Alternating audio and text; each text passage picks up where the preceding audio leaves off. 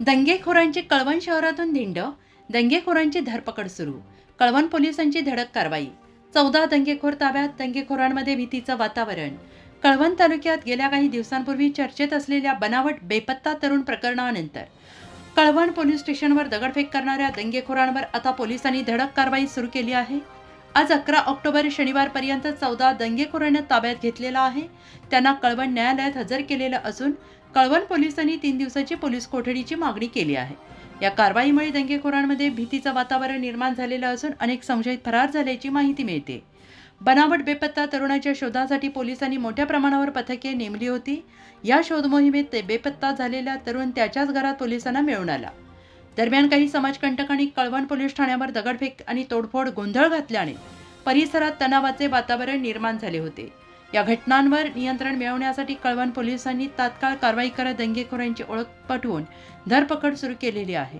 या कारवाईमध्ये आरोपी बाळू लक्ष्मण माळी राहणार कळवण खुर्द, बापू सुभाष जाधव राहणार मानूर, विकास रामदास सोनवणे, सचिन भाऊसाहेब वाघ, गणेश भास्कर सूर्यवंशी, करण भाऊसिंग पवार, सचिन शांताराम पवार सर्व राहणार पाळी खुर्द, सागर अशोक शिंदे राहणार मानूर, नितीन बबन बागुल राहणार प्रबळजी, कृष्णा सुखदेव पवार, सुनील प्रकाश जाधव, योगेश अरुण जाधव, सागर भिवराज जाधव, कैलास विठोबा सोनवणे सर्व राहणार जिरवाडे यांना कळवण पोलिसांनी अटक केलेली असून कळवण पोलीस त्यांची चौकशी करत आहेत.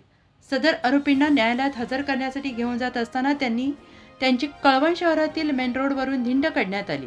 दंगेखोरांमध्ये कायद्याविषयी धाक निर्माण झालेला आहे, तरी दंगेखोरांचा आकडा वाढणार असून आरोपींची कसून चौकशी सुरू आहे. उपविभागीय पोलीस अधीक्षक किरण कुमार सूर्यवंशी तसेच कळवण पोलीस ठाण्याचे पोलीस निरीक्षक खगेंद्र टेंबेकर यांच्या मार्गदर्शनाखाली विशेष पथकांनी कळवण तालुक्यातील बऱ्याच गावांमध्ये सर्च ऑपरेशन सुरू केलेलं आहे. त्यामुळे दंगेखोरांचे धाबे दाणाणले आहेत.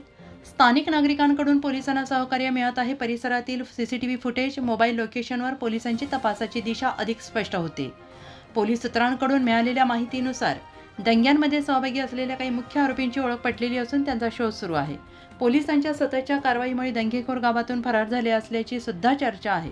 सदरच्या कारवाई संबंधित आरोपींवर गुन्हा रजिस्टर नंबर 255/2025 नुसार भारतीय न्याय संहिता 2023 चे कलम 61(2), 132, 121, 121(2), 118(1)(2), 189(2), 90, 190, 191(2), 126 तसेच सार्वजनिक संपत्तीस हानी प्रतिबंधक अधिनियम 1984 चे कलम 3 सह फौजदारी कायदा सुधारणा 1932 चे कलम 7 प्रमाणे गुन्हा दाखल करण्यात आलेला आहे. वरिष्ठांच्या मार्गदर्शनाखाली पुढील तपास सहाय्यक पोलीस निरीक्षक जगदीश बोरसे यांच्यासह पोलीस कर्मचारी करीत आहेत. उत्तर महाराष्ट्र न्यूज नेटवर्कसाठी चेतन हिरे, कळवण.